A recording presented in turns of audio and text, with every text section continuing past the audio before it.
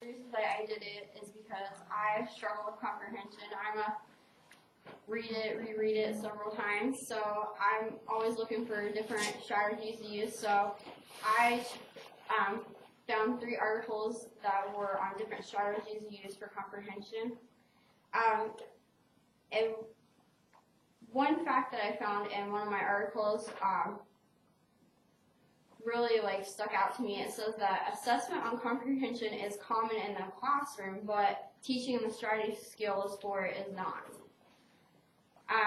The first article that I read was a strategy called Reciprocal Teaching, and it uses 4 strategies where students, they predict, they clarify, they question and summarize to increase comprehension, and it's coined the Fab4.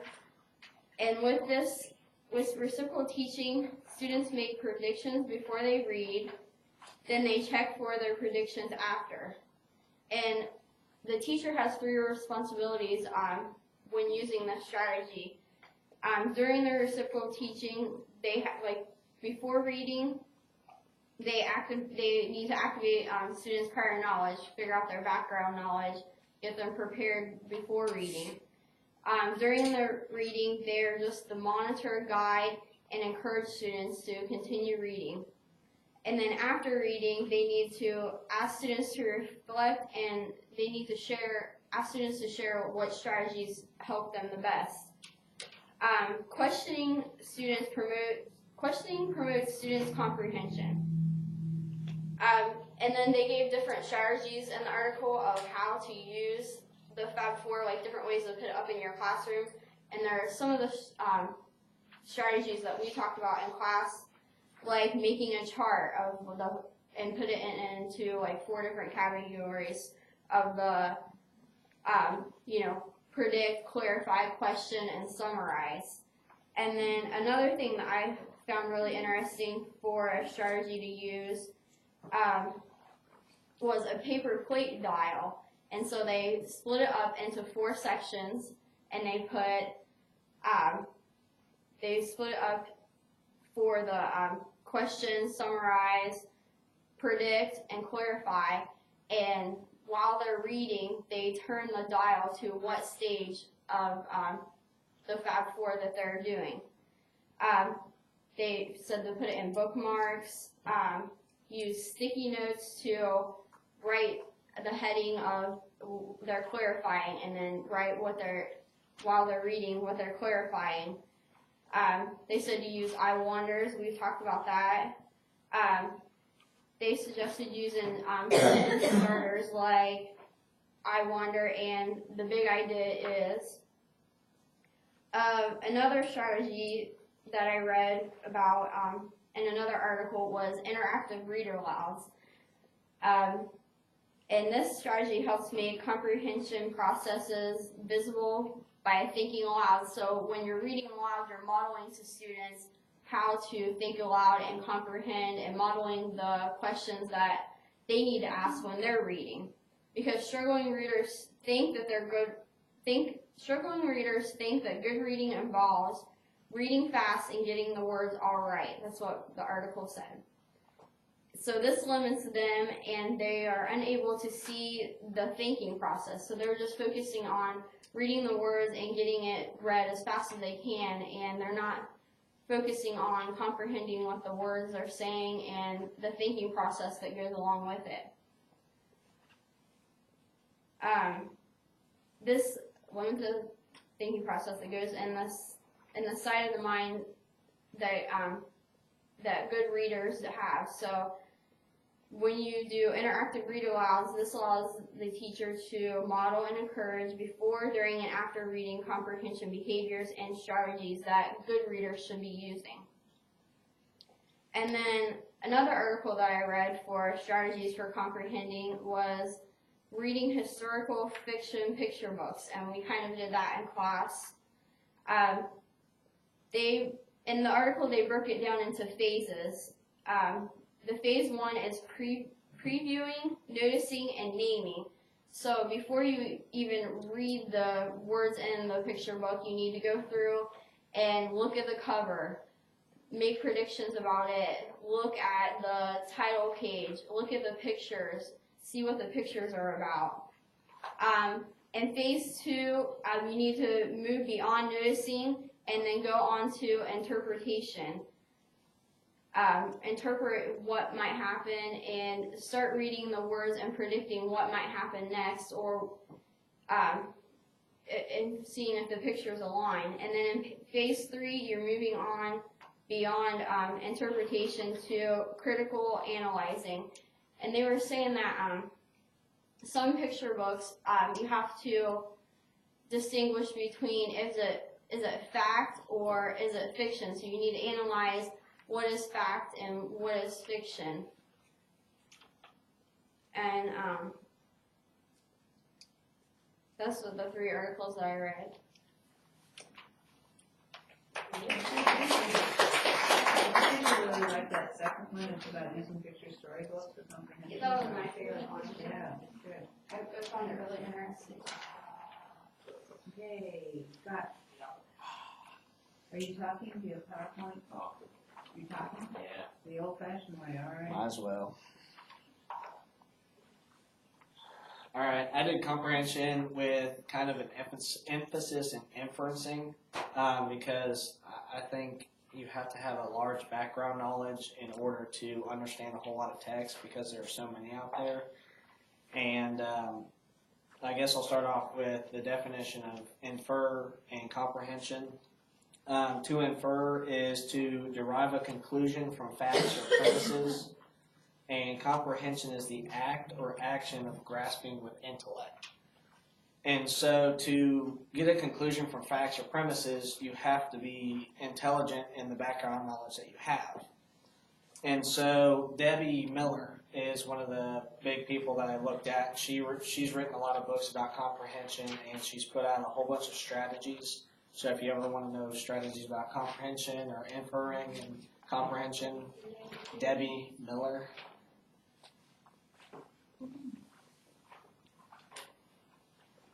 And I took one of her quotes to talk about inferring. And she said, when you read, you use all your senses. You see things in your mind's eye and hear the sounds you connect to about what you're reading. When you really get into what you're reading, you can sometimes almost taste, smell, and feel the physical sensations you would actually have if you were in that situation. You get lost in the book and may sometimes be startled if someone interrupts your reading. And I think that comprises everything about what somebody does when they enjoy a book, when they can actually get into the book. You only really get into the book if you can connect with the book. And you connect with the book if you can infer what's going on in the book by using your background knowledge. She also said the imaging and inferring thinking process is a perfect complement to the summarizing and concluding thinking process. Once you can infer something about a text, you can begin to start concluding. You can start summarizing about what's going on. Prediction is one of the strategies she talked about. You can't make predictions very well using your own experience if you don't know what's going on in the book, if you don't know what the words mean, if you don't know what they're talking about. You really don't know.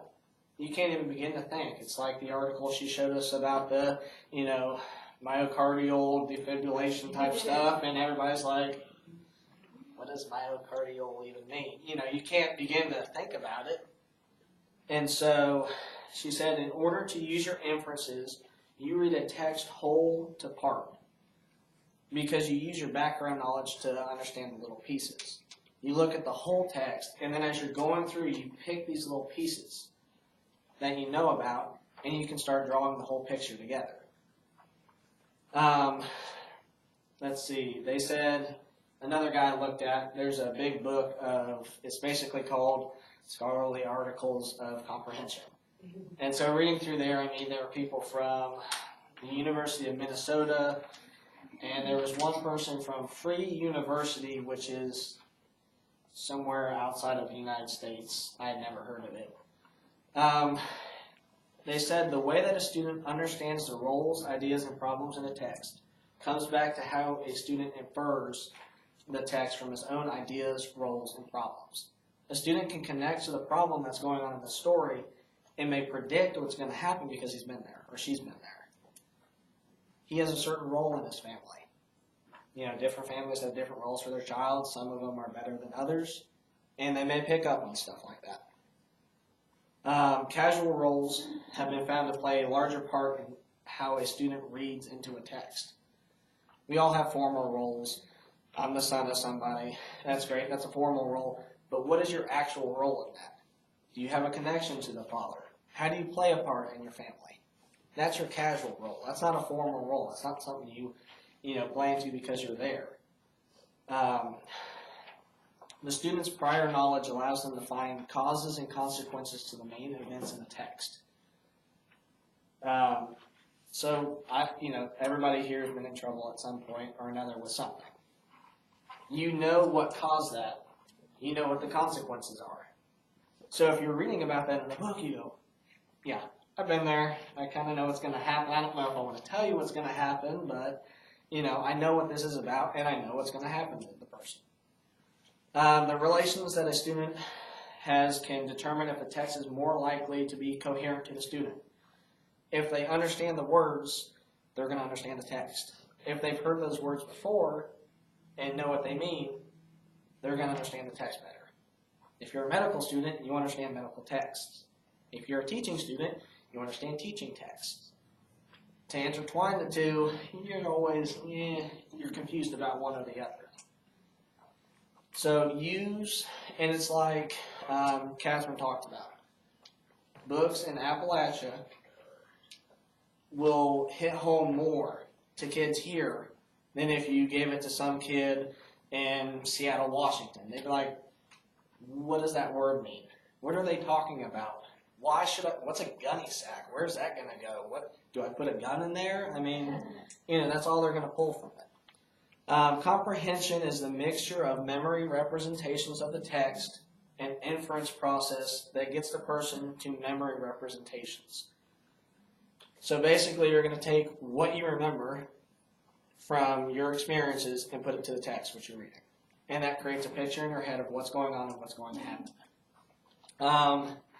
And I read an article in the same scholarly book that talked about reasons people have trouble comprehending. And this is such a huge problem and huge field. They're still figuring out problems about why people can't comprehend something. It'll be as easy as a lack of decoding skills. If you can't break down a word, how are you supposed to read it? Dyslexia. Dyslexia is a huge problem. They see it differently. And if they don't know how to read what they see or interpret how they see, how are they going to tell you what they're seeing? They don't even know. And they said that there's so many, there's just infinite amount of problems. If the scaffolding was wrong and you built a student up wrong, he's not going to be able to comprehend, because comprehension is, decoding. It's graphemes. It's, everything that fluency. You have to have fluency before you start comprehending things. If one of those is wrong, you have to be able to go back, look at it, find it, and in order for them to be able to comprehend at some point. Some of the strategies that Debbie talked about, predictions, of course. An Infer poem.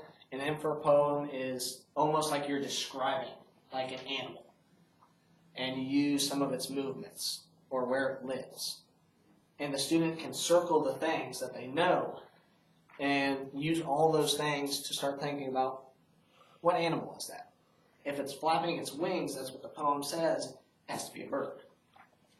If it's living in the water, okay, now I take birds that live in the water and not in nests. And they can start drawing those, predicting and drawing conclusions from what they see and what they know to what the animal actually is. Visualizing and inferring is another one. They read some texts, then you talk about what you know. And then you can interpret. So basically, you have to go over the text first. You can't just talk about what they know. No. You need to go over the text, read it to them so that they understand, or have them read it, and then talk about what they know. I mean, a kid's always willing to say, did you know this? Did you know that? You're not asking them questions and expecting an answer. Just, has anybody ever seen a dog? Well, of course. What do you know about the dog? Is it your dog? What's the dog's name? How many dogs do you have? I have 3 dogs. It's Sam, Max, and Ernie. You know, I mean, they're willing to talk about that. So it's easy to pull that. And then interpret the text from what they know. So you're taking the text, you're taking what they know, and then pushing them together. It's easier for them to make predictions and conclusions from that. Another one is reading with meaning. Basically, you're taking down a teacher and student's questions. It's not just students' questions, it's yours. You need to read the text beforehand, write down your questions, put them up on the board and say, here's some questions I pulled that I'm wondering about the text. Do you have any? And then you can put them together, put them on a chart, put them on the wall, read over the text again, and answer the questions. And then the last one is connect to. Vocabulary words are chosen from a chapter, and you can make the list however big you want. And basically, the ones that go together, you don't tell a student it's wrong. They're inferring. They're predicting. They're guessing. You know, it's not a right or wrong thing. So they put the 2 words together. You can see where they're coming from. And then you don't give a definition. You just leave it up to them and see where they're connecting and how they're connecting. And I mean, I'm still really curious about all this stuff. I mean, there's so much stuff out there. And comprehension is such a big problem. They put such an emphasis on fluency that, you know, people have talked about comprehension gets left behind. And we need to fix it. So. So you have 3 dogs, same as the Yeah, okay. Those are on the fly. All right. Okay, who's next? Ashley.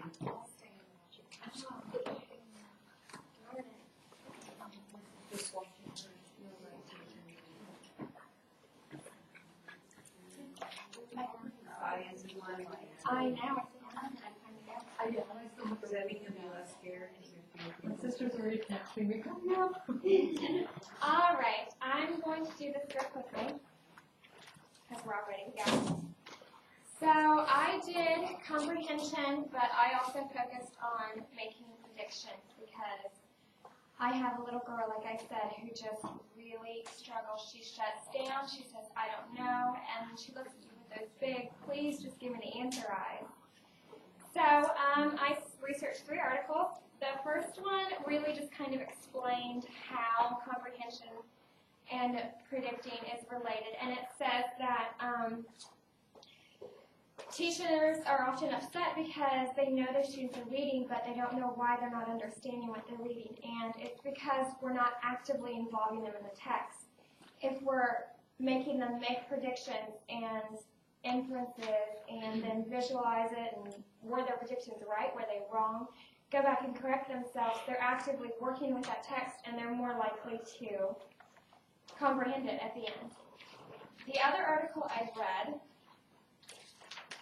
said that children are always making predictions in real life. They're always saying, what's going to happen next? What are we going to do now? What's next in this show? Or what's this? They're always making predictions, but for some reason, when they come to school, we squash that. We squash their natural curiosity, saying it's got to be right, or it's wrong, and there's just black and white. There's no gray or in between, or there's no room for guessing or creativity. And like Scott said, you have to respect all the answers. It's not right, it's not wrong. Nobody knows the answer in the classroom. It's new to everybody.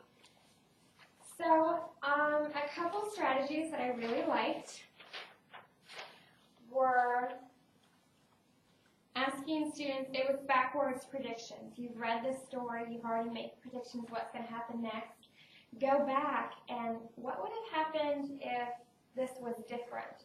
Have them go back through the chain of events, and if that one little thing was changed, how would that affect the rest of the story? Because that's using some higher level thinking also. And then a crystal ball connections. I thought that was really cute. You read part of the story and you get really close to the ending and you have all these white little circles cut out and you pass them out to the students saying, okay, now in your crystal ball, I want you to write or draw a picture of what you think the story's ending is going to be like. And then you could, if you're doing a thematic unit on that story, you could do it on a bulletin board and let them know that there's so many different predictions and there's so many different answers. There's not just one. Another one that I really liked was a curiosity chart where you put everybody's answers and predictions in a bubble on the board. And when we proved them wrong throughout the story, we erased them. It's okay to be wrong, but we're trying to figure out which one's more likely to happen. And then when you get to the end, they get to choose from what's left on the board what they think the ending is going to be like. So those were just some of the top ones that I found in the articles that I thought really helped. And I'm probably not finishing it just because there's so much, like Scott said, about predictions and comprehension and all that. But it's definitely something that we can use in the classroom because you have to keep the students actively involved or they're not learning anything. So that's it.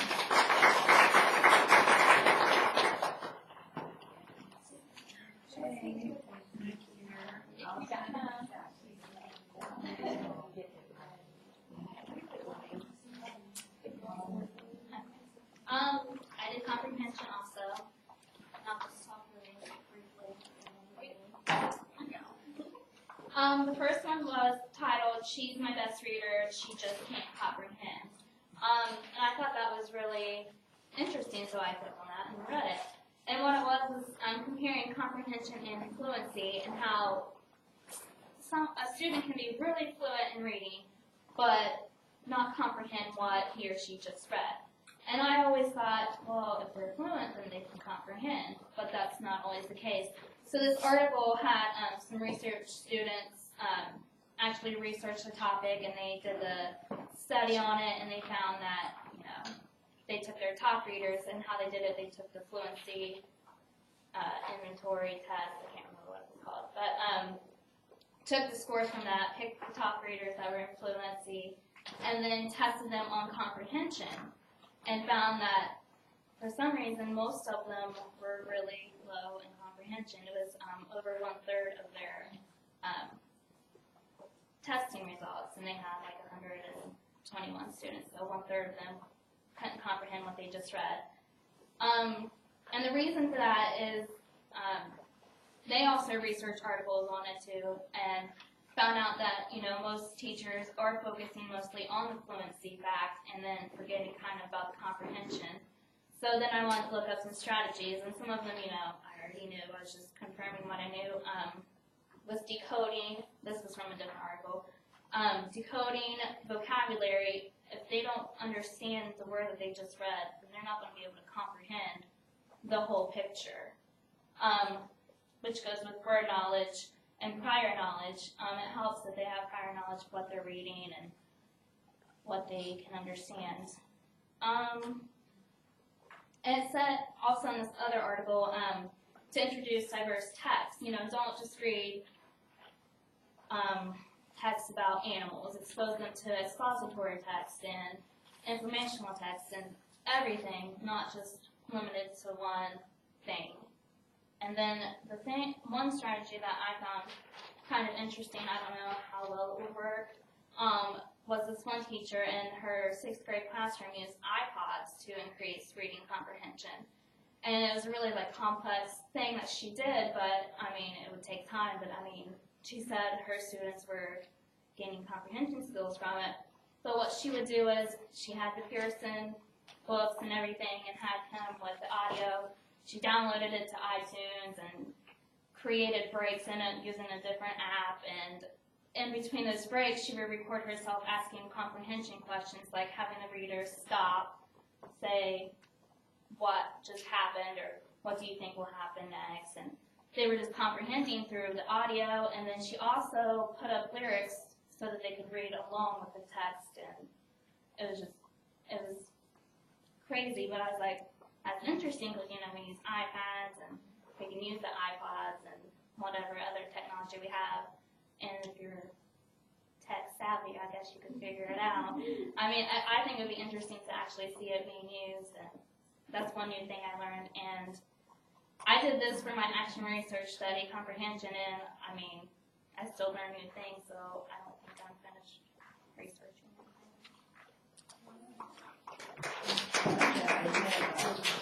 Yeah. Okay, lines. There are a couple jump drives in here. Okay, you take this one out. I'm setting up. I'll go ahead and tell you my catalyst for comprehension was I was a reading tutor for 4 years, and I worked at a larger school, so we kind of had to do whatever program they wanted us to do, and it was focusing on fluency. And a lot of the times, the students were so focused on reading and getting through and not making any mistakes and getting on to the next level that I really felt like they weren't getting the whole gist of what's going on or comprehending. So that's why I picked comprehension. Does this work? Does anybody use it? Okay. Stay up here.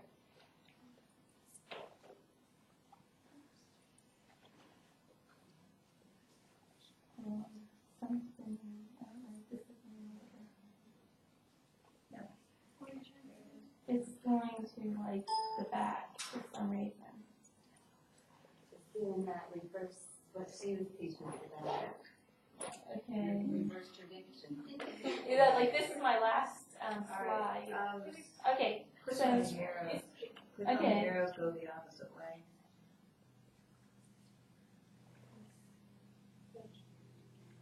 Okay. I don't know. And Just escape. escape. Okay. Okay. Slideshow from beginning.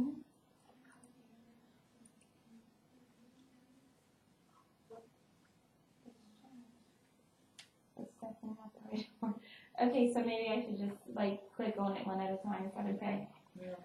Okay. That's why. The reference is have it. Oh, okay. It is the second slide. Okay. Maybe from bottom to top.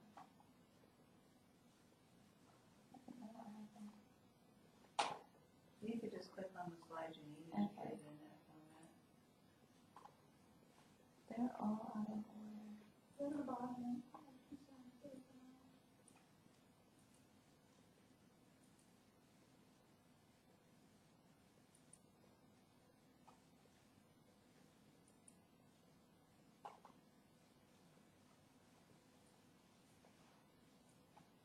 Okay, anyways, I remember what I read about. Okay, I had 3 different articles that were completely different, but they all had to do with comprehension and different strategies. The first article I read was dealing with visual impairments because my son has a visual impairment, and my dad lost his vision when he was in his 30s, and I'm in my 30s. So it's kind of important to me. The research in this article was about just basically using a strategy that we use in a regular classroom, rereading, repeated reading. And all they did was just take these basic, simple books, easy to read books, and they typed them out and enlarged the print. And they had the students read them 3 times, and they charted how well they read the books.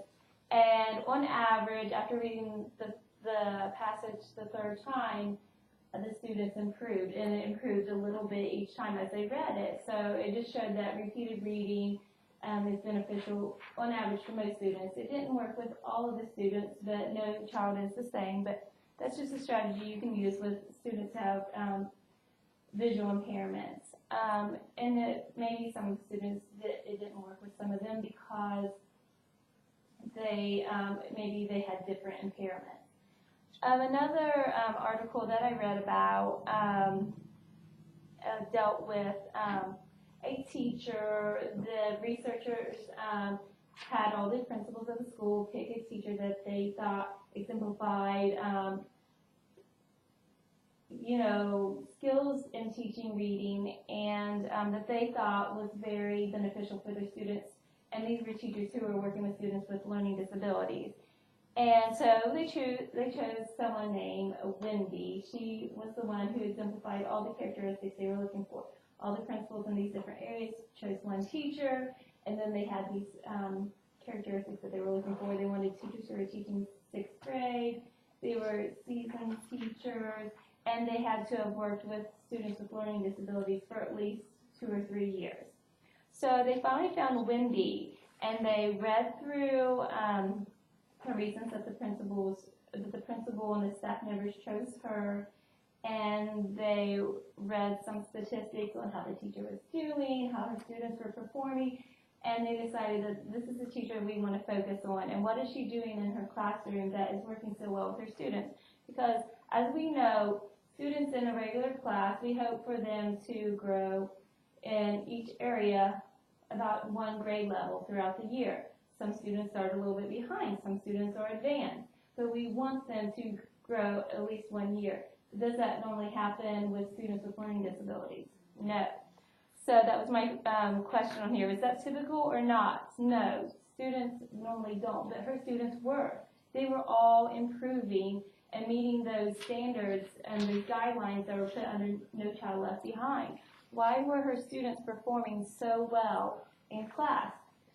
Was she doing a special strategy or some sort of program? No, she wasn't. She was doing something she called talking about books. And she would discuss the books with her students, and she would ask them questions. She would try to get them intrigued in the book and try to get her students to generate questions. She might ask a question, well, what do you think is going to happen next? And they would say a general thing like, well, I think that Timmy is going to find the ball under the bushes, and she would say, great, and she would reword it using teacher vocabulary. She would say, great prediction. I love how you're thinking and using your context clues or using the pictures. She would use some of those academic language words to reiterate what they're saying. And her students started getting more and more engaged. And what she did was she focused on the students' needs, not their disabilities. And she focused on their strengths, what helped them do well in class and how they worked well. And that's how she would plan her lessons. All her lessons were planned around their strengths, and she didn't focus on their disabilities. And she also kept in mind that the harder the passage, the longer it is, the more vocabulary, the more time it'll take. And she was persistent. She didn't try to whiz through it, or she didn't say, well, they're just not getting it, and give up. She took her time, and she realized, yes, it is harder, so we just need to take our time. And the fact that it's nothing new, it's not a different strategy. Is that 10 minutes already? Okay. It wasn't a new strategy she was using, but she knew that the students needed to come to I need my thing. They needed to hit that area or that goal that all the regular students or the typical students, they all got to this point of where they could understand what they were reading and comprehend it. And she knew that her students would do that too. It would just take them longer. The other article that I had dealt with digital technology, digital text, and that students are coming across text in new ways, text messaging, social media, email, and it's something that you can use in your classroom, and students who have disabilities can use that as an advantage and not as a barrier, because they can find those books on the computer and some of those programs that put books that you're reading in your regular class at their level. One of the questions that I had before was, well, how do we understand that, or how do we know how to teach with digital text, and how do we know that they're meeting those guidelines? And that's something that I really didn't answer. There's not a lot of research on how to assess digital text reading and digital literacy. Sorry. Yeah, my things are all out of order, but I think that's about it.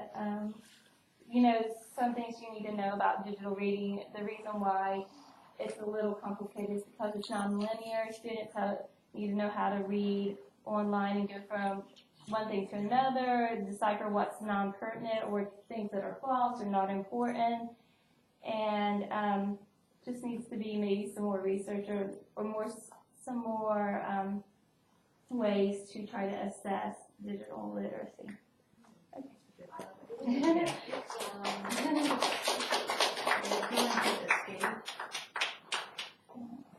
Close that and hit the red button.